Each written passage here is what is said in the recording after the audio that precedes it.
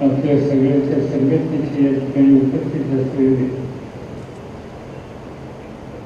आणि पुण्याहून आलेले श्री प्रभाकरजी संचेती, प्रभाकरजी उत्सवात, राजेश कुलकर्णी,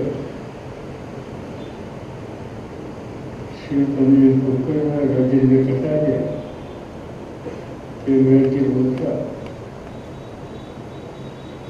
नगर व्यापारी असोसिएशनचे सगळे सहकारी मित्र,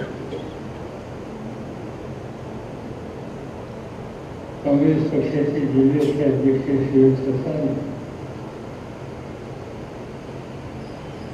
आणि ज्यांच्या उमेदवारीच्यासाठी आम्ही एकदम या ठिकाणी आलो. निवडणुकीच्या प्रचाराचं काम काय अद्याप खऱ्या अर्थानं सुरू झालं नाही, पण निवडणुकीची पूर्व तयारी करण्याच्यासाठी काही काळजी घ्यावी लागते. आणि निश्चितच तरुण उमेदवार ज्या ठिकाणी आहे त्या ठिकाणी माझ्यासारखे आणि आमच्यासारखे जे अनेक वर्ष निवडणुकीला सामोरे गेले त्यांनी जाऊन एकंदर नियोजनाच्या बद्दलची पाहणी करावी म्हणून मी आज या ठिकाणी आलो. आणि एका तरुण कार्यकर्त्याला संग्राम जगतापला मी या ठिकाणी उमेदवारी दिली.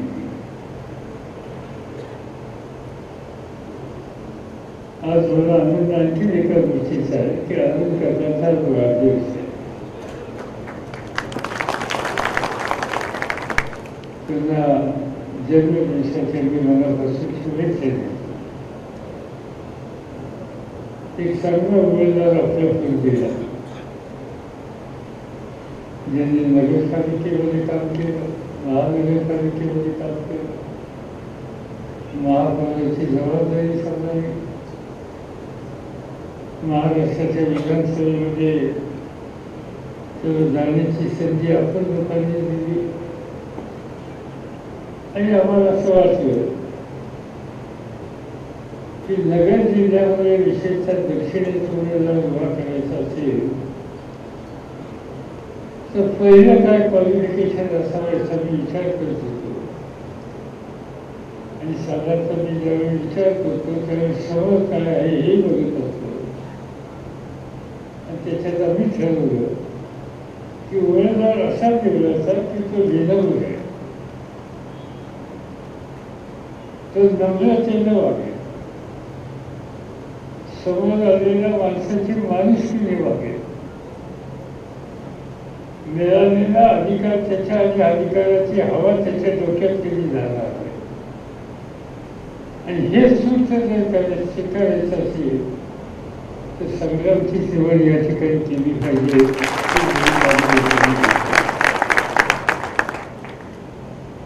आणि मला आनंद आहे की आज मी दक्षिणेतल्या सरकारला भेटलो आणि उत्तरेतल्या सुद्धा काँग्रेस आणि राष्ट्रवादीच्या सगळ्या प्रमुख लोकांना भेटलो. आणि दोघांनी तिकडे काँग्रेसचा उमेदवार, इकडे राष्ट्रवादीचा उमेदवार हा मोठ्या मताने विजयी करण्याच्यासाठी पर्यंत कष्ट करण्याची तयारी दाखवली. याचा मला मनापासूनचा आनंद. आज या ठिकाणी अरुण काकांनी सांगितलं की आम्ही व्यापारी मंडळींची सुद्धा एक बैठक ठेवतो. मला माहीत होतं की त्यांचे आणि व्यापारी समाजाचे संबंध अतिशय घनिष्ठ आहेत. महाराष्ट्रामध्ये अनेक जिल्ह्यामध्ये व्यापारी वर्गाचे घटक हे स्थानिक समाजकारणात म्हणणाऱ्या चांगल्या लोकांची चांगले संबंध ठेवतात.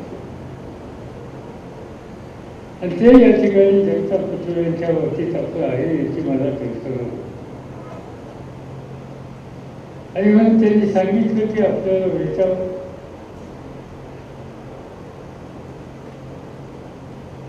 भेटायला हरकत त्यांनी भेटत असतो नाही. माझं प्रामाणिक होत आहे की देशाची अर्थव्यवस्था खऱ्या अर्थानं शक्तिशाली करायची असेल तो उत्पादकाचा हिताचा विचार करावा लागतो, ग्राहकाचा विचार करावा लागतो आणि उत्पादक आणि ग्राहक यांचा समन्वय साधणारा हा जो घटक आहे व्यापारी, त्याच्याही हिताचा विचार करावा लागतो. आणि या तिघांच्या हिताचा विचार करून जर पावले टाकली तर अर्थव्यवस्थेला पोषक अशा प्रकारची निर्णय घेण्याची भूमिका घेतल्याची जाण ही सगळ्या घटकांना येते.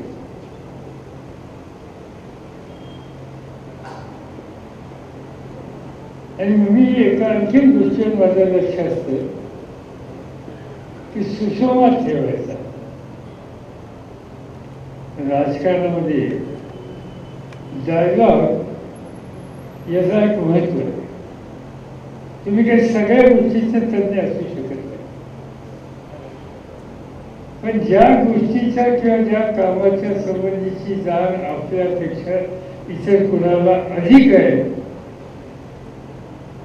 हे जर तुम्हाला पटलं तर तुम्ही त्या ठिकाणी सुसंवाद ठेवण्याची भूमिका घेतली पाहिजे. मला आठवत आहे, नरसिंहरावचं सरकार होतं, मी महाराष्ट्रात मुख्यमंत्री होतो आणि मला दिल्लीला बोलवलं आणि सांगितलं की संरक्षण खात्याचं काम घ्या. मी काही हरकत नाही. तर मला एका गोष्टीचा आनंद झाला की ज्यांच्या विचारानं, ज्यांच्या पाठिंब्यानं, आशीर्वादानं गेले 50-52 वर्ष मी सतत महाराष्ट्राच्या आणि देशाच्या विधिमंडळातील संसदेत जातोय, त्याच्या पाठीमागे एकाचा आशीर्वाद मला होता आणि त्यांचं नाव यशवंतराव चव्हाण. आणि म्हणून संरक्षण खात्याचं काम घ्या म्हणून सांगितल्याच्यानंतर मला आनंद एका गोष्टीचा झाला की ज्यांच्याकडे मी शिकलो ते महाराष्ट्रातले या देशात गेलेले पहिले संरक्षण मंत्री. ते ज्या खुर्चीवर बसले, ज्या केबिनमध्ये बसले, तिथं मला बसायची संधी मिळते, त्याचा मला मनापासूनचा आनंद. शपथ घेतली दिल्लीमध्ये किंवा महाराष्ट्रामध्ये, विशेषतः दिल्लीमध्ये एक पद्धत असते की मंत्र्यांनी शपथ घेतल्याच्या नंतर त्या खात्याचे जे सिनियर मोस्ट अधिकारी असतात, सचिव असतात, ते मंत्र्याला त्यांच्या विषयाच्या संबंधीचं ब्रीफिंग करतात. मला 2 दिवस ब्रीफिंग निश्चित होते, निश्चित होते आणि माझ्या लक्षात आलं की हा विषय मला काही फार माहिती आहे. कारण सर्व देशाच्या संरक्षणाची जबाबदारी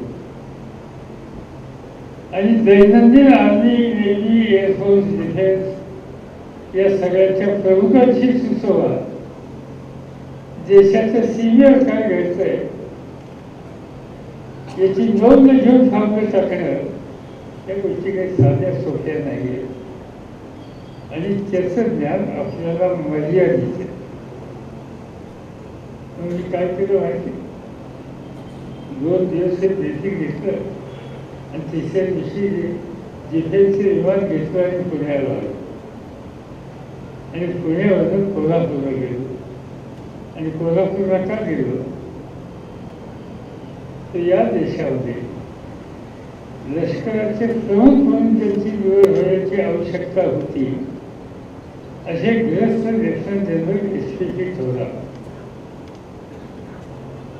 हे लष्कराचे प्रमुख होणार होते.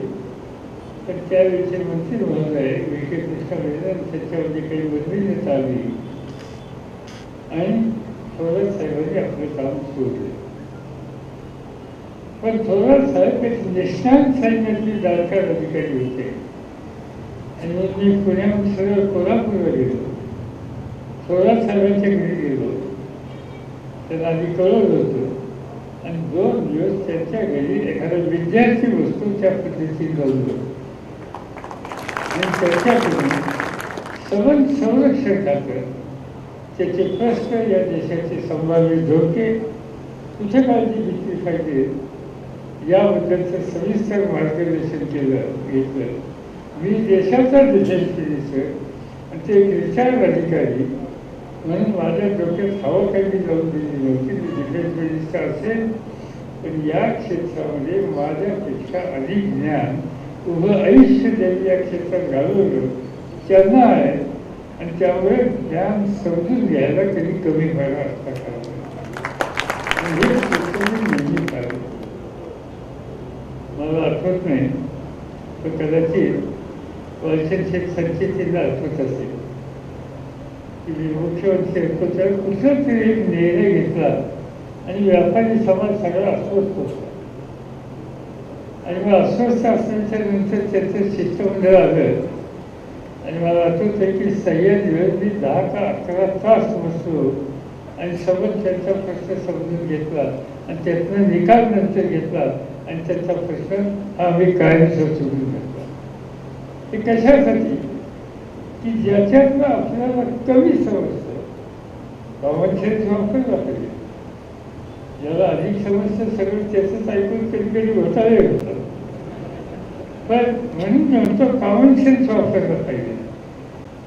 पण एका गोष्टीवर माझा विश्वास आहे की या देशामध्ये एक कालखंड असा होता की त्या कालखंडामध्ये राजकीय नेत्यांची भाषणं आली की त्या भाषणामध्ये पहिल्यांदा शिव्या कोणाला द्यायच्या असतील तर व्यापाऱ्यांना असं विचार कारखानाही झाला. आणि म्हणून तो समोरचा घटक आहे तो फक्त टीकेच्यासाठीच आहे अशा प्रकारचा समज करणं योग्य नाही. व्यापारी वर्ग हा देशाच्या अर्थव्यवस्थेच्या दृष्टीनं एक अत्यंत महत्त्वाचा घटक आहे. त्याच्याशी सुसंवाद ठेवणं त्याचा उपयोग निर्णय घेण्याचा अधिकार ज्यांना असतो त्यांनी ओपन माइंडने खुल्या मनानं त्या प्रश्नाकडे बघितलं तर त्याची उपयुक्तता होते आणि मी सतत करत आलो आणि त्यामुळे माझा आणि व्यापारी वर्गाचा संबंध हा महाराष्ट्रामध्ये आणि इतर देशाच्या पातळीवर सुद्धा नेहमीच चांगला राहिला. मी केंद्रामध्ये सुद्धा व्यापाराशी संबंधित हातामध्ये करतो. आणि काही सुरुवातीला सप्लाय मिनिस्ट्री जी असते फूड अँड सिव्हिल सप्लाय ॲग्रिकल्चरच्या बरोबर त्या फूड अँड सिव्हिल सप्लायमध्ये प्रामुख्यानं व्यापाऱ्यांच्या संबंधीचे सगळे विषय आणि मग राष्ट्रीय पातळीवर सुद्धा हे काम करायची संधी मला मिळाली. आणि त्याच्यामध्ये मगाशी मी सांगितल्याप्रमाणे डायलॉग हे अत्यंत महत्त्वाचं असतं. तुम्हा लोकांची भेट माझ्या दृष्टीनं डायलॉगची ही उत्तम सुसंधी अफावतीची आहे या दृष्टीनं मी या सगळ्या प्रश्नाकडे बोलत असतो. आज काय दिसतं आपल्याला प्रश्न खूप आहे. तुमच्या काही सहकार्याने या ठिकाणी मांडले. नोटाबंदीचा निर्णय तुम्ही या ठिकाणी भाष्य त्याच्यावर केलं. आपल्याला आठवत आहे की त्या दिवशी संध्याकाळी आपण सगळ्यांनी टेलिव्हिजन लावलं आणि आपल्याला कळलं होतं की प्रधानमंत्री आज त्याची देशाला उद्देशून बोलणारे काम छुटे होते. मी माझी कामं थांबवली आणि टेलिव्हिजन लावून ऐकलं होतं आणि त्यांनी सांगितलं की एक कागद 1500ची काहीतरी नोट होती. आज शामचे एक कागदचा तुकडा होता. देशात काही लोकांना बरं वाटतं. आपल्या देशात काही घटक असतो असा असतो की ज्या आपल्याकडे जी गोष्ट कमी असेल आणि आपल्यापेक्षा जादा जी गोष्टी कोणाकडे असेल ज्याच्याकडे जादा आहे त्याची जी जादा भाग गोष्ट आहे ती काढून कोणी घेतली तर ज्याला कमी आहे त्याला आनंद होतो. बरोबर त्याचं गावाला काढलं. आणि म्हणून ज्या वेळेला हेच सांगितलं त्या देशामध्ये काही लोकांनी आनंद व्यक्त केला. म्हणजे काळा पैसा गेला, ब्लॅक मनी संपला. मी विचार करत होतो की हा काय निर्णय कशाच्या आधारे घेतला. निर्णय घेतला पुढचे 4 दिवस आपण लाईव्हमध्ये होतो. म्हणजे एका निर्णयानं सबंध देशाला सकाळच्या 7 वाजल्यापासून संध्याकाळच्या 5 वाजेपर्यंत शिस्तीत लाईनवर उभं करण्याच्या संबंधीचं कर्तृत्व या देशात कुणी दाखवलं ते मोदी साहेबांनी केलं, मान्य केलं पाहिजे. आता मगाशी तुमच्या एका वाचनामध्ये सांगितलं की तिथे लोक गेले, काही लोकांना मृत्यूला सामोरं जावं. साधारणतः अर्थव्यवस्थेमध्ये वर्किंग आवर्स, कामाचे तास यालाही महत्त्व असते. आणि सबंध देशामध्ये लाईनमध्ये उभे राहिलेल्या लोकांचे जी वेळेचे कामाचे तास त्याच्यामध्ये गेले असतील, त्याच्यात नुकसान झालं असेल, हे नुकसान झालं. काही लोक मृत्यूमुखी पडले.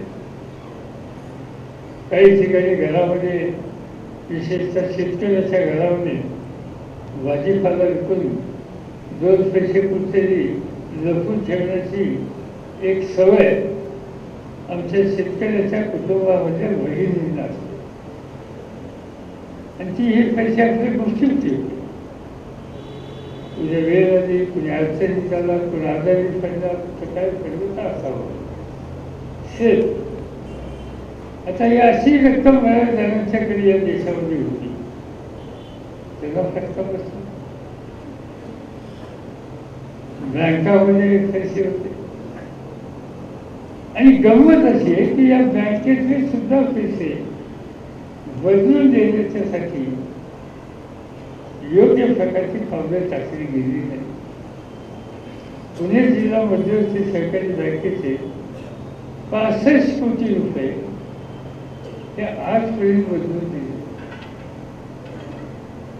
रक्कम अधिक होती. मी अर्थमंत्र्यांच्याकडे गेलो, प्रधानमंत्र्यांच्याकडे गेलो, त्याची काही रक्कम मिळाली. मला तर अहमदनगर जिल्हा बँकेची सुद्धा काही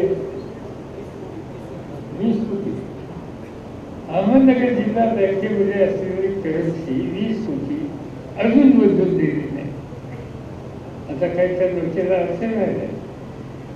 20 कोटी मुद्दे, कोल्हापूर बँकेचे मुद्दे, पुणे बँकेचे मुद्दे, अनेक सहकारी बँकेची या पद्धतीने रक्कम भरल्या. म्हणजे नोटाबंदीच्या मुळे अर्थव्यवस्थेत ताण बसला का नाही हा खरा प्रश्न आहे. आणि कदाचित तुम्ही 10 दिवसापूर्वी रिझर्व्ह बँकेच्या संचालक मंडळाने जे एक देशाच्या समोर चित्र ठेवलं त्याच्यामध्ये नोटाबंदीचा दुष्परिणाम देशाच्या अर्थव्यवस्थेत विपरीत झाला हे मी सांगत नाही, रिझर्व्ह बँक त्या ठिकाणी सांगतो. आणि एखादा निर्णय घेतं सरकार, काही वेळी त्याच्यात दुरुस्ती करावं लागते. त्याच्यात काही मी फार चुकीचं म्हणत नाही, पण दुरुस्ती किती ना जी माणसं नोटाबंदीचा निकाल घेतला आणि केंद्र सरकारने 83 नोटिफिकेशन काढली. आज एक नोटिफिकेशन दुरुस्ती, आणखी 8 दिवसांनी दुसरी दुरुस्ती, 2 दिवसांनी तिसरी दुरुस्ती, असा कुठला निर्णय असतो की 83 वेळेला त्या निर्णयाच्या मध्ये काही ना काहीतरी बदल हा करायला हवा. याचा अर्थ हा निर्णय विचारांची घेतलेला नाही आणि त्याचा परिणाम हा संबंध देशाच्या अर्थव्यवस्थेत झाला. अर्थव्यवस्थेचे प्रधानमंत्री त्याच्या आधी परदेशात गेले होते, स्वित्झर्लंडमध्ये. त्याने आधी जाहीर केलं होतं की काळा पैशाने या देशाचा काढला. आणि म्हणून स्विस बँकेमध्ये गेले, स्विस बँकेच्या प्रमुखांना भेटले, स्वित्झर्लंडच्या राष्ट्रप्रमुखांना भेटले. आणि स्विस बँकेचं एक वैशिष्ट्य आहे सिक्युरिटी. तो सिक्युरिटीच्या बाजूला ते कधी हात लावून देत नाही. प्रधानमंत्री गेले, ते त्यांना सांगितलं आम्ही तुमचा सन्मान करतो, तर आम्ही तुम्हाला माहिती देणार नाही, तर त्या देशाची अर्थव्यवस्था बँकिंगची या सिक्युरिटीवर आहे. आणि म्हणून देशाला सांगितलं मी काळा पैसा बाहेर आणणार, तुमच्या खात्यात टाकणार, ते होत नाही. पण दुसरा उपाय नोटाबंदीचा. आणि त्या नोटाबंदीच्यामुळं सबंध अर्थव्यवस्थेत दुष्परिणाम झाला. काळा पैसा म्हणजे काय? त्याचे दोन प्रकार. टॅक्स म्हणून एखादी रक्कम ठेवली असते त्याच्या बाबतीत जरूर काही तक्रार असू शकते. पण या देशामध्ये किंवा जगातल्या अनेक देशामध्ये काही जे व्यवहार असतात ते रोख पैशाचे असतात. उदाहरणार्थ एखाद्या शेतकऱ्याच्या घरातला हरभरा हिरवा किंवा भुईमुगाच्या शेंगा उद्या किंवा मिरचीची भाजी त्याने बाजारामध्ये नेली तर त्याचं पेमेंट कशाने होतं? कॅशनीच होतं ना. का त्याला तिथे चेक फाडून देतात की तू भुईमुग दिला किंवा तू गवारीची शेंग आणली 5 किलो तर 5 किलोचा हा चेक. कारण या देशात किंवा जगातल्या अनेक देशामध्ये असे व्यवहार हे रोखीनेच असतात आणि सगळे रोखीचे व्यवहार हा काळा पैशाचा सगळ्या काळा पैसा असू शकत नाही. काळा पैसा हा वेगळ्या पद्धतीचा असेल. पण अर्थव्यवस्थेमध्ये व्यापारामध्ये छोटे व्यवहार हे जे रोख पैशांनी करण्याची पद्धत असते त्याला काळा पैसा म्हणता येणार नाही.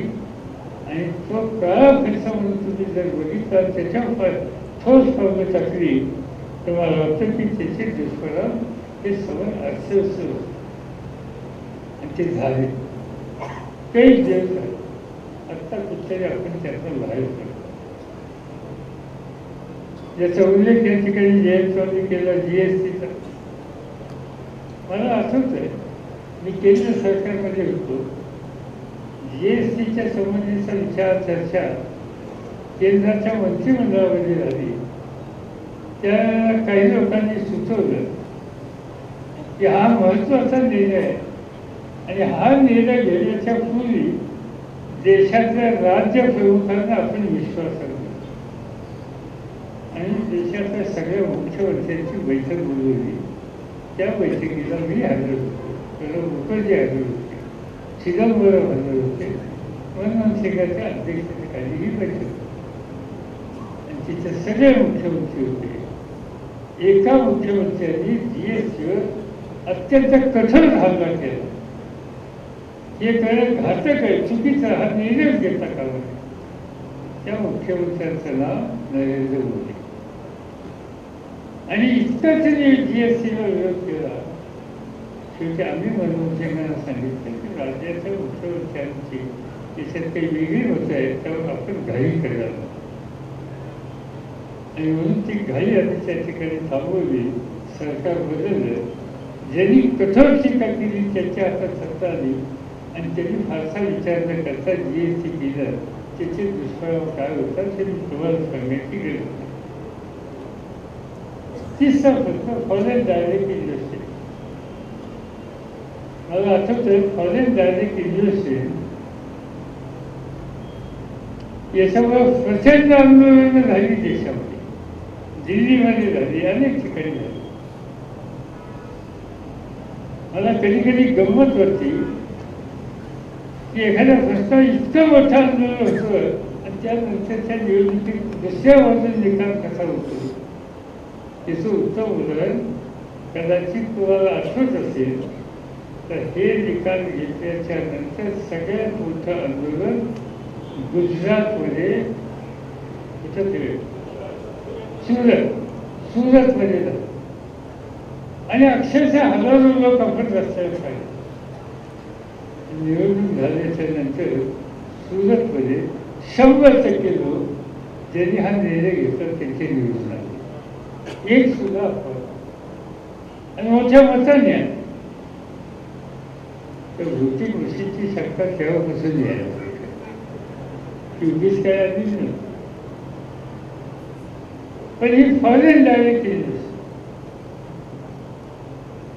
जगाचे हे मोठे घटक आहेत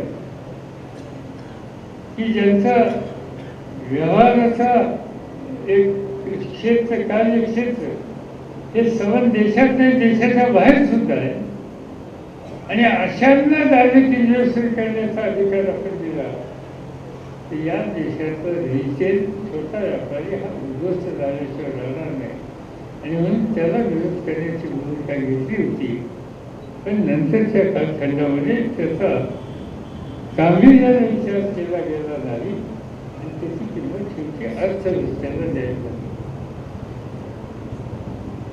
परिणाम खूप आहे.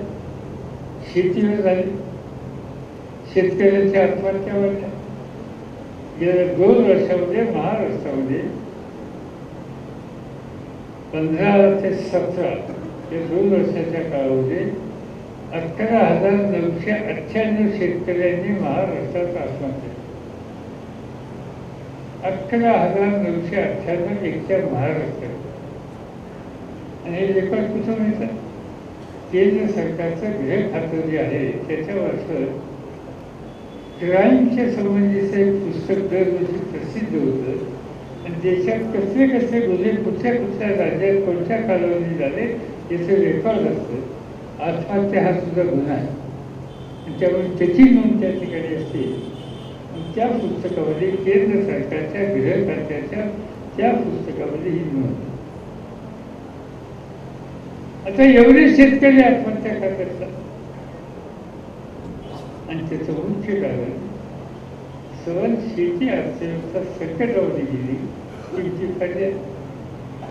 आता तुम्हाला माहिती आहे नगरमध्ये काही भागात कांदा होतो, शेजारी नाशिकमध्ये कांदा होतो, पलीकडे सातारचा डोनर नाही हा भाग तिथे कांदा होतो. त्या कांदा उत्पादकांची काय परिस्थिती? महाराष्ट्रामध्ये दुष्काळी भागामध्ये आम्ही लोकांनी फार प्रयत्न केले, डाळिंबाची शेती वाढवली. आज त्या डाळिंबाचे भाव पडले. जवळपास शेतीच्यासाठी लागणाऱ्या सगळ्या गोष्टीचे भाव आज पडलेले या प्रकारचं चित्र दिसतं. आणि शेती अर्थव्यवस्था जर संकटात आली तर देशातले 61% लोक शेतीच्या धंद्यात आहेत. त्यांची क्रय शक्ती, बाजारावरून खरेदी करण्याची शक्ती ही जर दुबळी झाली तर त्याचा झटका सवन व्यापाराला. तुम्ही लक्षात घ्या, नगर जिल्ह्यामध्ये एकेकाळी सगळ्यात जास्त साखर कारखाने होते. आता ते सोलापूर होते. पण त्या काळामध्ये उसाचं पेमेंट चांगलं झालं आणि दिवाळी आली तर बाजार एकदम भक्कम असायचा. म्हणजे मला आठवत आहे की बाजावतीला सुद्धा कुणाच्या तरी घरी लग्न असतं तर बस्ता बांधायला कुठे जायचं तर आबंध करायचं. काय कारण पण असतो, बस्ता बांधायला इथे येतो पूर्वी, आता याच्यात त्याला माहिती नाही. पण हे कधी येतात? त्याच्या हातात पैसा आला, त्याची क्रय शक्ती वाढली आणि त्याची क्रय शक्ती जर घसरली तर सवन व्यापारामध्ये दिवाळीच्या सणामध्ये पेठेमध्ये श्मशानसारखं झालं. तुम्ही आंदोलन मी आंदोलन आणि मग क्रय शक्ती वाढवायची असेल तर 61% लोकांचा जो व्यवसाय आहे शेतीचा त्याच्या मालाची किंमत ही वाढेल कशी, जेणेकरून ग्राहक आणि उत्पादक दोघांच्या हिताचा विचार कसा करता येईल हे सुद्धा लक्षात ठेवायला. आणि मी जबाबदारी सांगतो, मी शेती खात्याचा मंत्री होतो. पहिले 2 वर्ष मला अतिशय त्रास व्हायचा, कारण मला गहू हा परदेशातला आयात करायला लागायचा. आणि मी 50 वर्षाच्या पूर्वी पहिल्यांदा आमदार झालो, 52 वर्षापूर्वी. त्यावेळेला मला आठवतं की दुष्काळ पडला आणि त्यावेळेला केंद्र सरकारने अमेरिकेमधून लाल मिलो आणलं. तुमच्यातल्या कदाचित जुन्या लोकांना माहीत असेल की या राज्यामध्ये, या देशामध्ये आमच्या घरामध्ये लाल मिलोच्या लाल भाकऱ्या झालेल्या आहेत आणि भाकरीची मिलोची सुद्धा लोकांनी खाल्लेली होती. ते चित्र बदलायचा अधिकार मी घेतला होता. शेतीमालाची किंमत वाढवली, शेतकऱ्यांना सवलत दिली, कर्जमाफी केली, व्याजाचे दर खाली आले आणि त्या सगळ्या गोष्टीचा परिणाम काय झाला माहिती? 3 ते 4 वर्षामध्ये हिंदुस्थान जगातला सगळ्यात मोठा तांदूळाचा निर्यात झाला. Largest export of the rice paddy in whole world, India was number 1. Bharat गहू, कापूस आणि साखर त्याचा जगातला 2 नंबरचा निर्यात दर होता. कशावर? शेतीमालाला किंमत चांगली दिली, शेतकऱ्याची आर्थिक ताकद वाढली आणि शेतकऱ्याची आर्थिक ताकद वाढली, उसाला किंमत चांगली मिळाली. मी ठिकठिकाणी बघत होतो की 4 व्हीलर आणि 2 व्हीलरची विक्री वाढली. अनेक ठिकाणी आपल्याला बघायला मिळतं. गाड्यांचा खप होतो कधी? गाड्यांचा खप होतो की त्या बहुसंख्य लोकांची क्रयशक्ती वाढली. दुसरी एक गोष्ट आहे की हल्ली बँका सुद्धा जरा मोकळेपणाने पैसे देतात आणि त्या पैशावर सुद्धा गाड्या घेतात. पण तात्पर्य हे की खरेदी करण्याची ताकद वाढणं आणि ती खऱ्या अर्थानं वाढवली पाहिजे आणि त्यासाठी आपण पावलं टाकली पाहिजे. आणि आज त्या संबंधीचा निकाल सरकार घेत नाही आणि त्याच्यावर आत्महत्या व्हायला लागल्या. म्हणजे काही काही वेळेला कसे निकाल घेतात हेच मला माहिती नाही. जर माझ्या हातात नोटिफिकेशन आहे केंद्र सरकारचं, ज्याच्यावर मी सुप्रीम कोर्टात जातोय, गेलो आहे, हे नोटिफिकेशन कशात आहे? कदाचित 2-3 दिवसापूर्वी तुम्ही वर्तमानपत्रात वाचलं का नाही माहिती नाही. महाराष्ट्रातल्या साखर आयुक्तांनी एक ऑर्डर काढली की केंद्र सरकारने साखरेचा भाव ठरवला, त्याच्यापेक्षा कमी भावाने साखर विक्री म्हणून काही कारखान्यांच्या खर्चे भरायचे. शुगर इंडस्ट्रीची मी बोललो तर ते सांगतात आमच्या मालावर उठाव नाही. वेळ चार्जेस, त्याचे इंटरेस्ट, या 2 गोष्टी दिवसेंदिवस वाढत आहेत. मालाला उतार नाही. समजा 10,000 कोट्याचा कोटा आला तर प्रत्यक्षपणानं साखर व्यापारी 2,000 सुद्धा कोटी उचलतो आणि मग वेळेत तुमची विक्री नाही तर तुम्हाला स्वस्त द्यायला लागतं. नेहमी किंमत सरकारने कधी ठरवू नये. सरकारने मिनिमम किंमत ठरवावी, त्याच्या खाली जाऊन द्यायची नाही, हे तत्व आहे. पण हे तत्व त्याला दुसरा एक भाग आहे की केंद्र सरकारने ठरवलेल्या किमतीच्या पेक्षा शेतीच्या मालाचा भाव, त्याला मिनिमम सपोर्ट प्राईस म्हणतात, MSP, त्याच्या खाली ज्यावेळी जातो त्यावेळी केंद्र सरकारची जबाबदारी असते बाजारात जाऊन तो माल खरेदी करा. आज केंद्र सरकारने भाव ठरवले, भाव खाली गेले, ते केंद्राची जबाबदारी खरेदी करायची, ती खरेदी करत नाही. आणि व्यापाऱ्यांनी, त्या व्यापाऱ्यांना माहिती इतकी साखर खरेदी सगळ्या कारखान्यात कशासाठी मी देऊ, त्याचं व्याज कोण ठेवला, गोदाम चार्जेस सुद्धा भरतो. आणि मग कारखान्याचा प्रतिनिधी उसाची किंमत द्यायची म्हणून तो चालक कमी किमतीने विकतो आणि कमी किमतीने विकलो म्हणून त्याच्यावर खर्च वाढण्याचा संबंधीचा निकाल घेतो. किंमत ही मार्केट ठरवते. कमी ठेवायची का जास्त ठेवायची हे मार्केट ठरवायची. डिमांड ही जादा असली आणि सप्लाय कमी असला की किंमत वर जाते. सगळ्यांना काही अक्कल लागते, किंमत वर जाते. आणि सप्लाय भरपूर आहे आणि डिमांड नाही, ते किमती घसरणार हेही समजायला लागतं. तर आजचे राज्यकर्ते त्या संबंधीचा विचार करायला तयार नाही. ते नोटिफिकेशन करतात की यांच्यावर खर्च बघा, आता खर्च भरते. मी ते सांगितलं, लोकांना विचारतात तसं साखर झाली असेल पुढे काय करायचं.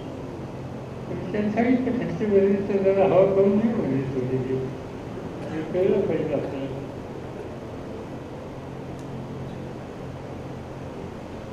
हे सगळं मार्केट ठरवतं.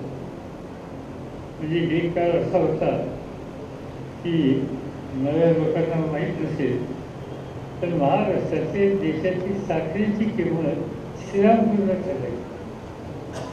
कळमशिबाई म्हणून एक होते, कळमशिबाई सोमय, कळमशिबाई, आणि कळमशिबाईची कंपनीची तिचं नाव आरशी म्हणजे आहे का त्याचं. पण धंद्यातल्या लोकांना माहीत असेल ना, अर्लीच कंपनी आर्थिकची भाव काढला की सवल हिंदुस्थानात भाव द्यायचा. देशातले सगळे साखर धंद्यातले लोक त्यांचं लक्ष श्रीरामपूरकडे आहे आणि ते करमसिंग राहील आणि त्या अर्थिक कंपनीतनं त्याची होती त्यांची त्याच्यातून ते भाव ठरायचे. म्हणजे याचा भाव ठरवण्याच्या संबंधीचा सगळा अधिकार मार्केटला, डिमांड आणि सप्लाय याचा भाव. पण आजचं हे सरकार डिमांड आणि सप्लाय याचा विचार न करता योग्य प्रकारचे निकाल घेत नाही. त्याचा परिणाम अर्थव्यवस्थेवर होतो, उद्योगावर होतो, व्यापारावर होतो, ऊस उत्पादकांच्यावर होतो. आणि ऊस उत्पादकांच्यावर झाला की पुन्हा शेतकऱ्याच्या हातात पैसा नाही आला की तुमच्या व्यापारावर सुद्धा त्याचा दुष्परिणाम होतो. आज चित्र हे त्या ठिकाणी बघायला मिळते. आणि म्हणून या सगळ्या गोष्टीच्या संबंधी वास्तविकतेचं भूक ठेवून निर्णय घेण्याच्या मुद्द्याची आज खऱ्या अर्थाने आवश्यकता आहे. या सरकारचा काही गोष्टी विश्वास नाही. त्या गोष्टी म्हणजे इन्स्टिट्यूशन्स. आपण नेहमी सांगतो सुप्रीम कोर्ट, न्यायव्यवस्था, त्याचा आदर ठेवला पाहिजे. या देशात तरी झालं होतं की सुप्रीम कोर्टाचे 4 जजेस प्रेस कॉन्फरन्स घेतात आणि केंद्र सरकारचे हे निकाल या सगळ्या गोष्टीला घातक आहेत म्हणून घडलं. 4 सुप्रीम कोर्टाच्या जजेसनी त्यातले आज एक चीफ जस्टिस ऑफ इंडिया आहे. हे घडलं त्याच्या काळात आपण कधी ऐकलं होतं. या देशातली गुन्हेगारी याचा शोध घेणारी सगळ्यात मोठी संस्था CBI. रात्री 2 वाजता CBIचे प्रमुख आणि 2 नंबरचे प्रमुख यांना हटवलं जातं. हा इन्स्टिट्यूशन राहिला. सुप्रीम कोर्ट हा इन्स्टिट्यूशन होता. कधी घडलं असं की रिझर्व्ह बँकेचा नवा गव्हर्नर देशाच्या प्रधानमंत्र्यांनी नेमला उर्जित पटेल आणि नेमल्याच्या नंतर 6 महिन्याच्या आत उर्जित पटेल राजीनामा देतात तर निघून जातात. त्याच्या आधी राजननी राजीनामा दिला, त्याच्यानंतर आता उर्जित पटेलने राजीनामा दिला. आणि कोण? Reserve bank. सबंध देशाची अर्थव्यवस्था त्याच्या हातामध्ये. त्याच्या प्रमुखाला तिथं काम करणं शक्य नाही या निष्कर्षाची त्या ठिकाणी यावं लागतं. याचा अर्थ मूलभूत ते दोष आजच्या निर्णय घेण्याच्या प्रणालीमध्ये हा निष्कर्ष तुम्हाला मला काढावा. भ्रष्टाचार संपवा चांगली गोष्ट. प्रधानमंत्र्यांनी सांगितलं ना खाऊन ना खाणे लोक म्हणजे बरं शेती खात नाही खाण्याची अच्छी बात सांगितलं. आता पार्लमेंटमध्ये आमच्या पुढे एकच गोष्ट आहे की राफेल दसांत म्हणून एक मोठी कंपनी जर्मनी फ्रान्स होती आणि ती विमानावर होती. मी देशाचा संरक्षण मंत्री होतो तेव्हा माझे सेक्रेटरी होते, त्यांचं नाव NN व्होरा. NN व्होरा पुढे काश्मीरमध्ये गव्हर्नर होते, आता निवृत्त झाले. NN व्होरा आणि मी दोघेच्या दसांत कंपनीमध्ये गेलो होतो विमानं बघायला कसं बनवतात. आणि आम्हाला त्यांच्याशी चर्चा करायची होती की आपल्याकडे विविध विमान असतात. नाशिकला उजर, त्याच्यानंतर तिकडे वरमीवरला एकवीसची फॅक्टरी, ते स्वतः चव्हाण संरक्षण मंत्री असताना टाकली आणि तिची लखनौला आहे. तिचं काम कमी होतं तर दसांचं काम मिळेल का काही बघण्यासाठी आम्ही गेलो. उत्तम कंपनी, उत्तम विमान. केंद्र सरकारला हवाई जहाज घालणं विमानाची गरज आहे सांगितलं. केंद्र सरकारने हा निर्णय घ्यायचा ठरवला. तेव्हा प्रधानमंत्री होते मनमोहन सिंग. 2007 साली मी केंद्राच्या मंत्रिमंडळामध्ये होतो आणि आमच्याकडे असा विषय आला की त्या रफालची किंमत 350 कोटी रुपये एका विमानाची होती. पुढे सरकार बदललं, नवीन सरकार आलं. नवीन सरकार आल्याच्या नंतर जे विमान सर्वे होतं मोदी साहेबांनी ठरवलं खरेदी करायचं. पार्लमेंटमध्ये प्रश्न आला आणि पार्लमेंटमध्ये संरक्षण खात्याचे राज्यमंत्री आपले डोळ्याचे त्यांचं नाव भामरे, तो भामरे साहेबांनी उत्तर दिलं की जी किंमत मनमोहन सिंगाच्या काळात 350 कोटी रुपये विमानाची होती ती 670 कोटी. आणि त्यावेळेला बरीच चर्चा झाली, माहिती मागितली आम्ही लोकांनी, मिळाली नाही. त्याच्यानंतर आणखीन 1 वर्षांनी रफाल कंपनी आणि रफाल ज्यांच्या मध्यस्थीने ही विमानं भारतात बनवायचा विचार करत होते त्या कंपनीचं नाव रिलायन्स डिफेन्स कंपनी. त्यांनी 350 कोटीचं जे विमान होतं त्याची किंमत जाहीर केली 1660 कोटी रुपये प्रति हेक्टर. एका विमानाची 1660 कोटी किंमत केली आहे. तर ही 1660 किंमत आहे. मनमोहन सिंगाच्या काळामध्ये लॉस काय होत होता, एक काही विमान आम्ही घेऊ, तुम्ही त्याची टेक्नॉलॉजी आम्हाला द्या आणि या मिक्सच्या कारखान्यामध्ये आज काम नाही, आम्ही त्या ठिकाणी बाकीची विमानं बनवू. त्याला जसा तयार होते. तर आत्ताच्या सरकारने त्या संबंधीचा करार केल्याच्या नंतर पूर्वीच्या करारामध्ये ज्या गोष्टी सुचवल्या होत्या, झाल्या नव्हत्या, सुचवल्या होत्या, त्याचा विचार केला नाही. तो विचार काय केला नाही? विचार हा नाही केला की केंद्र सरकारच्या मालकीचे बिग विमानं तयार करण्याचे जे कारखाने आहेत की ज्या ठिकाणी सबल इन्फ्रास्ट्रक्चर आहे, टेक्नोक्लॅट्स आहेत, त्या ठिकाणी विमानं बनवायच्या ऐवजी रिलायन्सला हे विमान बनवायच्या संबंधीची भूमिका त्यांच्याकडे देण्याचं ठरवलं. रिलायन्सचा अनुभव काय याच्यात? जमीन घेतली नाव आणि भूमिपूजन, अजून फॅक्टरी बांधायची, मशिनरी आणायची, तंत्रज्ञ आणायचे. ज्या रिलायन्सने आम्ही शाळेमध्ये असताना कागदाचा भाग करून विमान बांधायचो एकमेकाला, तसं कागदाचं विमान सुद्धा ज्यांनी बनवलं नाही त्यांच्याकडे हिंदुस्थानच्या संरक्षणासाठी आवश्यक असलेली विमानं देण्याचा बनवण्याचा अधिकार काही अनुभव नसताना द्यायचं ठरवलं. जर एवढी मोठी खरेदी करायची असेल, गॅजेटचा क्लॉज असतो, गॅजेटचा क्लॉज पॉलिसीचा तो काढून टाकला. आणि आणखीन एक गोष्ट की डिफेन्समध्ये एक नियम होता, मी त्या खात्यात काम केलेलं म्हणून मला माहिती आहे की डिफेन्सचा प्रॉडक्ट कुठलाही मोठा खरेदी करायचा असेल ते एजंट नको, direct government to government purchase झालं पाहिजे. आणि जर गव्हर्नमेंट बनवत असेल परदेशातलं तर संरक्षण खात्यातल्या तिन्ही सेना दलाचे प्रमुख डिफेन्स प्रोडक्शन नावाचा एक विभाग आहे त्याचे प्रमुख, म्हणजे मी ज्यावेळेस संरक्षण मंत्री होतो त्यावेळेला संरक्षण खात्याचे सल्लागार आणि डिफेन्स प्रोडक्शनचे प्रमुख कोण होतं माहिती आहे तुम्हाला? अब्दुल कलाम. अब्दुल कलामांना ॲडवाइस, अब्दुल कलामांना माझं सल्लागार म्हणून त्यांनी काम केलं. अतिशय उत्तम, अत्यंत स्वच्छ बनून कशाची अपेक्षा नसायची. 1 रुपये पगार घ्यायची, 1 रुपये. इतका निष्ठुर अधिकारी मी पाहिलं नाही, तज्ञ पाहिलं नाही.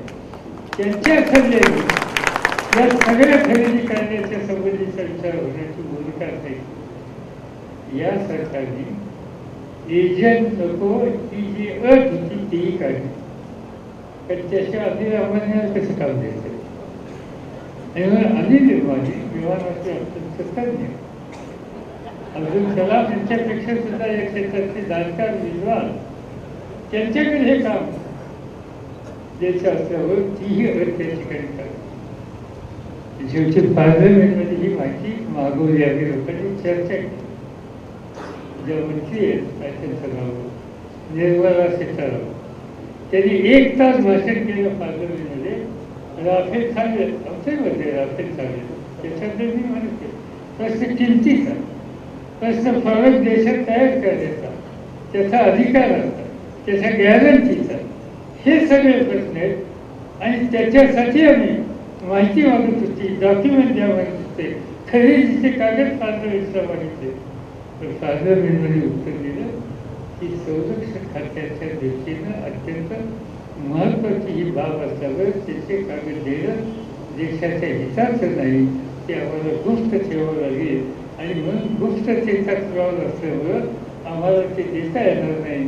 ते एक तास भाषण करून बाईसाहेबांनी आम्हाला सांगितलं. आणि नंतर काही दिवसांनी सुप्रीम कोर्टात जेव्हा मॅटर आली तेव्हा आपण वाचलं, सुप्रीम कोर्टाने एक कागद मागितले, तेव्हा पहिल्यांदा सांगितलं कागद हरवले, वाचलं तुम्ही.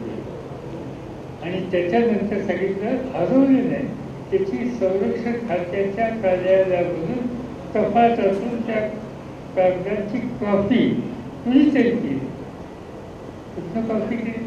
Defence ministry. आता डिफेन्स मिनिस्ट्रीच्या मोस्ट सिक्रेट गोष्टीची कॉपी कुणी करत असेल ते आमचं काय डिफेन्स वगैरे देशात. तिथलं कागद गेलं, मग गेले ते गेले. हिंदू या देशातले एक अतिशय उत्तम वर्तवणूक एल राव म्हणून त्याचे मालक आहे. हिंदूंनी सवन ते छापले, अत्यंत सिक्रेट, कळेल पाकिस्तानला, कळेल आमच्या शत्रूंना. वाचा आता हिंदूमध्ये सगळे छापून आले. आणि आज सांगितलं जातं या प्रकारची माहिती फोडल्याच्याबद्दल आम्ही त्यांच्यावर खटला वाटला. आणि तुम्ही हे ठेवलं नाही त्याच्यासाठी घटना नाही. एवढी महत्वाची माहिती बाहेर केली, साधी गोष्ट आहे. FIR तरी केला, पोलीस स्टेशनला गुन्हा नोंदवला नको. एवढं महत्वाचं सिक्रेट डॉक्युमेंट हे या देशाचं जातं, त्याचा FIR सुद्धा केला नाही, पोलीस स्टेशनला गुन्हा सुद्धा नोंदवला नाही.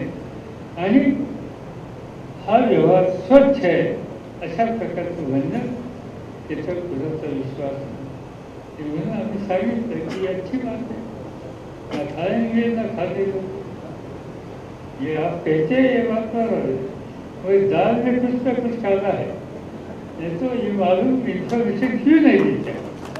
ये सगळी को छापून लागली, ती तुम्ही द्यायला तयार नाही.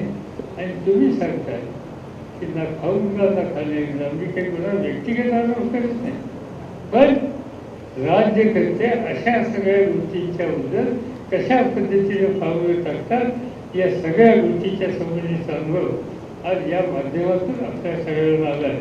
आणि त्यांच्या हातामध्ये आज खऱ्या अर्थानं देश सुरक्षित आहे का नाही याचा विचार आपण केला. काही बोलले त्याच्या संबंधी ते म्हणतात सैन्याच्या शौर्याच्या बद्दलची शंका घेतात. कोण शंका घेतो? आम्ही कधी घेत नाही. आम्हाला लोकांना माहिती आहे संरक्षण खात्याचं मंत्री म्हणून काम केल्याच्या नंतर हिंदुस्थानच्या सैन्याची ताकद काय ते आम्हाला लोकांना माहिती आहे. डिफेन्सची ॲडव्हायझरी कमिटी असते, त्याच्यात अनेक खासदार असतात, त्यांच्यापुढे सगळं शिस्त ठेवलं जातं. आपण स्वतंत्र झालो त्यावेळेला आपली तयारी नव्हती, तेव्हा काश्मीरचा एक तुकडा घेतला पाकिस्तान आझाद काश्मीर म्हणून. पण नंतरच्या काळामध्ये लालबहादूर शास्त्री आल्यावर चीनचा फटका बसल्याच्या नंतर यशवंतराव चव्हाणांना महाराष्ट्राचं मुख्यमंत्री पद सोडून दिल्लीमध्ये जवाहरलाल नेहरूंनी बोलवलं आणि संरक्षण मंत्री केल्याच्या नंतर चीनच्या युद्धामध्ये ज्या कारणासाठी मार खाल्ला त्या सगळ्या कारणाची दुरुस्ती करण्याचं काम चव्हाणसाहेबांनी केलं. आणि त्याचा परिणाम पाकिस्तानने हल्ला केला लालबहादूर शास्त्री असताना, तर त्या पाकिस्तानला अक्कल शिकवायचं काम भारताच्या सैन्याने केलं. आणि अक्षरशः हजारो सैनिक त्याचे आपल्याला अटक करून आणलेले होते. शेवटी जिनेवा करारावर त्यांना सोडावं. नंतरच्या काळावर निर्वासितांना फार मोठ्या प्रमाणावर या देशात पाठवायचं काम पाकिस्तानने सुरू केलं. इंदिरा गांधी प्रधानमंत्री होते, त्यांनी विनंती केली पाकिस्तानला हे थांबवा, कडक इशारा केला थांबवा, नाही थांबवा. जगाला जाऊन सांगितलं की हे होतंय, आम्हाला निकाल घ्यावा लागेल. जगाला सावध केलं इंदिरा गांधी. आणि शेवटी पाकिस्तान थांबवत तरी म्हणजे पाकिस्तानवर हल्ला केला आणि आमच्या भारतीय सैनिकांनी इतिहास नाही बघी भूगोल केला. एका देशाचे 2 तुकडे केले आणि जगाच्या देशात हा काय दुसरा देश बांगलादेश हा देश तयार केला.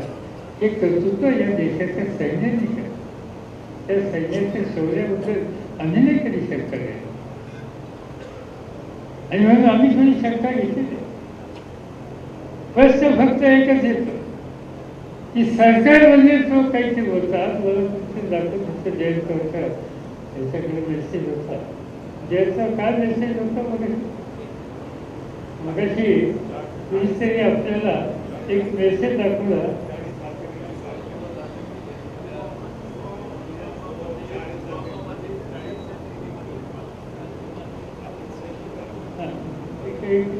व्यवस्थित महाराष्ट्रामध्ये ते भाजपचे राज्याचे अध्यक्ष आहेत. त्यांचे जिल्हा खरं कुठं मला माहिती नाही पण याच्यावर आले न्यूजवर आले की पाकिस्तानने काय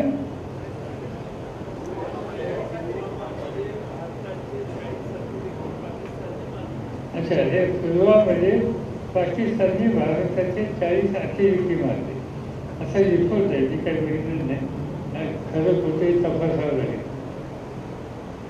पण ही गोष्ट खरी आहे की जम्मूहून श्रीनगरला जायला सैन्य निघालं. 2200 का 2700 सैन्याचे अधिकारी त्या ठिकाणी होते. 72 वाहनं होती आणि ती जात असताना समोरून एक जीप येते आणि सैन्य दलाच्या बसवर आदळते. त्या जीपमध्ये स्फोटक असतात आणि त्या स्फोटकांचा स्फोट होतो आणि 40 लोक त्या ठिकाणी मृत्यूमुखी पडले.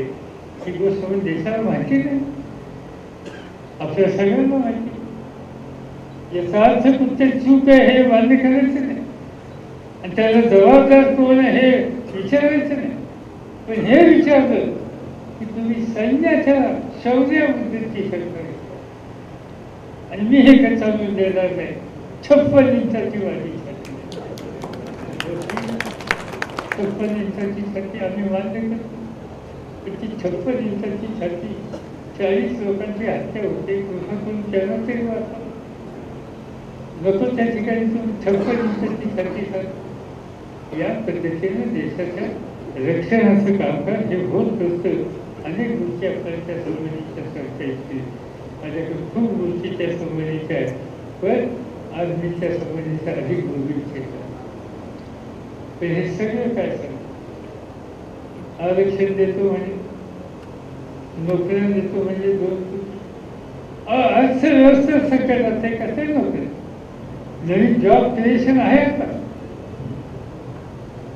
मी अभिमानाने सांगतो गर्वाने नाही अभिमानाने की महाराष्ट्राचा मुख्यमंत्री असताना आम्ही लोकांनी आणखी काही औद्योगिक वसाहती उभा केला. रांजणगावच्या औद्योगिक वसाहत कोण मुख्यमंत्री होता चौकशी करा. कुणी त्या ठिकाणची जमिनी खरेदी केली ती चौकशी करा. कुलकुमला पुण्याच्या लोक इंदापूरला औद्योगिक वसाहत, शिरवळला औद्योगिक वसाहत, कितीतरी औद्योगिक वसाहती काढल्या.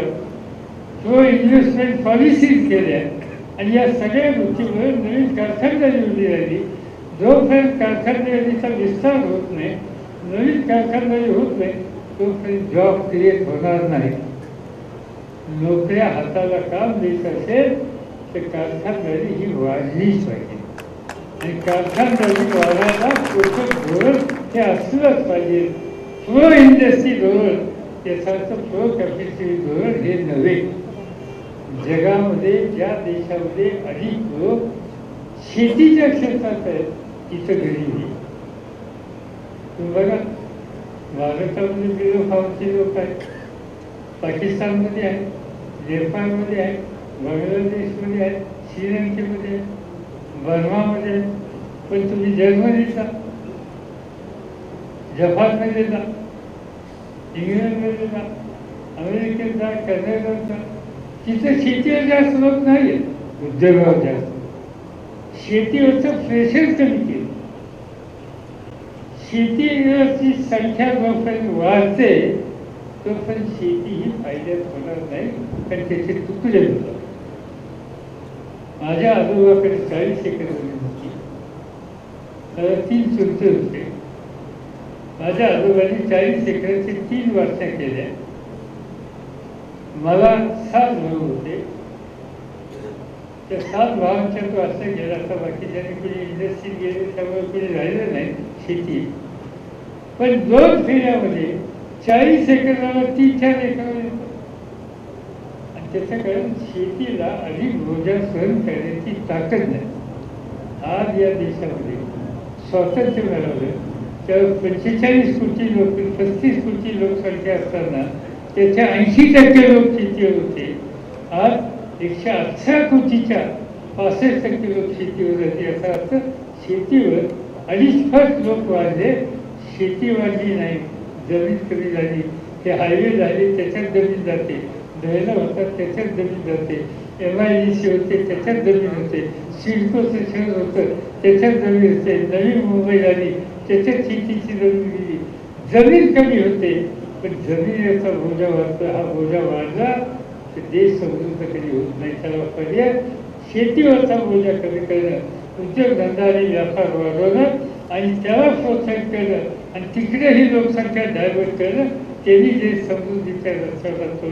आणि म्हणून त्या कामाला खऱ्या अर्थानं प्रोत्साहन दिलं पाहिजे.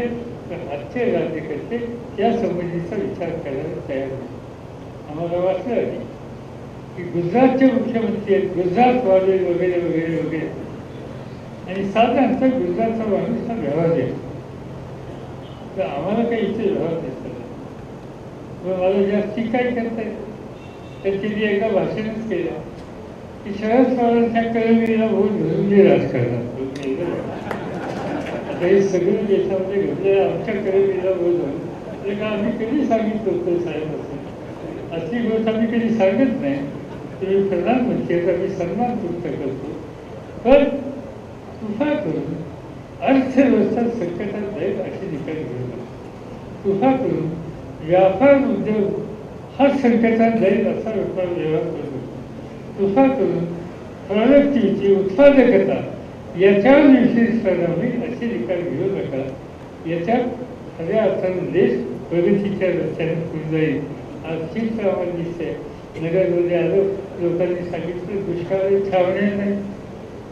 अनेक ठिकाणी सांगितलं लोकांनी बागा जायच्या. माझ्याकडे ते खातो लाखो जनावरांच्या छावण्या काढल्या. आज या ठिकाणी कुठे मला भेटलं एका गृहस्थाने तरुण मुलांनी स्वतःचे पैसे गोळा करून या ठिकाणी छावण्या काढल्या.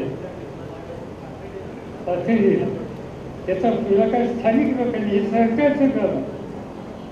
एकट्या सांगोला तालुक्यामध्ये माझ्याकडे शेती करत असताना 1.25 लाख जनावरांची छावणी त्या ठिकाणी गावोगाव होती.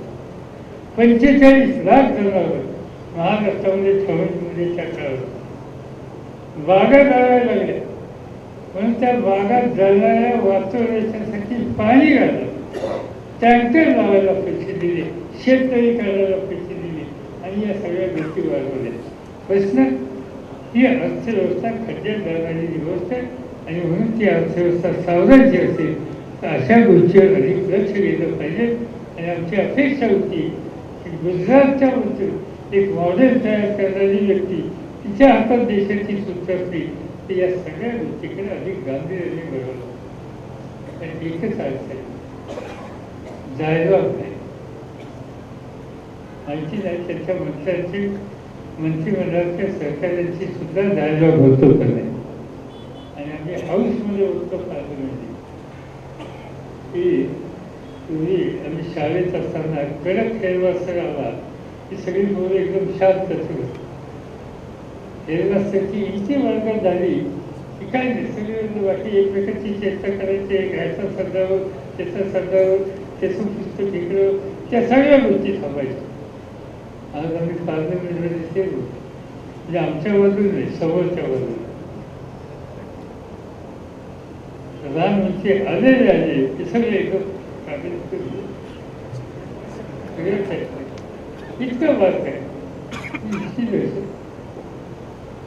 तुमच्या सहकार्याला सुद्धा तुमची चिंता वाटते तर तुझ्या कष्टाच्या संबंधीची मांडणी करून तुम्हाला सूचना कसं करणार? आपण काही सगळ्या गोष्टीचे एकमत असूच करते. त्यासाठी डायलॉग केला पाहिजे, डायलॉगचं वातावरण केलं पाहिजे, सुसंवाद केला पाहिजे. आज हा सुसंवाद या देशात चालतो आहे. विरोधी पक्षाची संस्था, जाणकारांची संस्था, तज्ज्ञांची संस्था, व्यापारी वर्गाची संस्था, माहिती नाही कोणाशी सुसंवाद आहे. हा डायलॉग नसला तो प्रश्न वाढत जातात आणि त्या प्रश्न वाढत गेले तर देशाचं समज अर्थकारण हे बिघडायच्या रस्त्यावर असतील. त्या ठिकाणी आपल्याला बघायला मिळते की सावरायचं असेल तर ज्यांचा डायलॉगवर विश्वास आहे, ज्यांचा उत्पादकतेवर विश्वास आहे, ज्यांचा अर्थव्यवस्था मजबूत करण्याच्यासाठी ठोस पावलं टाकण्याच्या भूमिकेवर विश्वास आहे, अशांच्या हातामध्ये आपण सूत्रसुरी देणं हाच निकाल घेतला पाहिजे. हे काम तुम्ही जर सगळ्यात चांगलं करू शकता. पण तुमच्याकडे काय आहे, म्हणजे पूर्वीच्या काळामध्ये याचा बस्ता बांधायला आला की मार्गदर्शनही करतो. बस्ता बांधत असता बसत्या बसत्या आपण काहीतरी सल्ला देतो आणि तो विचार तुमचा सल्ला ऐकतो आणि त्यामुळे तुम्ही सल्ला चांगला घ्यावा देऊ शकणार तर होऊ शकतो. काही काही लोक सल्ले करून देतात, त्याच्यात तुम्ही चांगला सल्ला देऊ शकता आणि तुमच्या सल्ल्याचा उपयोग सामान्य माणूस हा व्यवहारी, हा व्यापारी, त्याला आपल्यापेक्षा जास्त करतो म्हणून तो व्यापारात पुढे गेला आणि त्यामुळे त्याचा सल्ला ऐकावा अशा प्रकारची गुणभावना सामान्य माणसाची असते. आज या सगळ्यातून बाहेर पडायचं असेल तर या सामान्य माणसाला सल्ला दिला पाहिजे. या देशाला परिवर्तनाची आवश्यकता. परिवर्तन कसं करायचं, काय करायचं ते संग्रामला घ्या. त्याचा आणखी तुम्ही यासाठी जे ठिकठिकाणी आम्ही सहकार्य दिले, तिकडे काँग्रेसचे असतील, राष्ट्रवादीचे असतील, आम्ही सगळे बाकीचे बंधे न ठेवता आज देश वाचवायचा आहे, अर्थव्यवस्था वाचवायची, व्यवहार वाचवायचा आहे, शेती वाचवायची, औद्योगिकरण वाचवायचं आहे. या सगळ्या गोष्टी करायच्या असतील तर परिवर्तनाला पर्याय नाही, तेच काम करायचा. आज आम्ही लोकांनी मोहीम घेतली. तुम्हाला सगळ्यांचे आशीर्वाद सहकार्य मिळेल अशी अपेक्षा या ठिकाणी व्यक्त करतो आणि माझे गुरु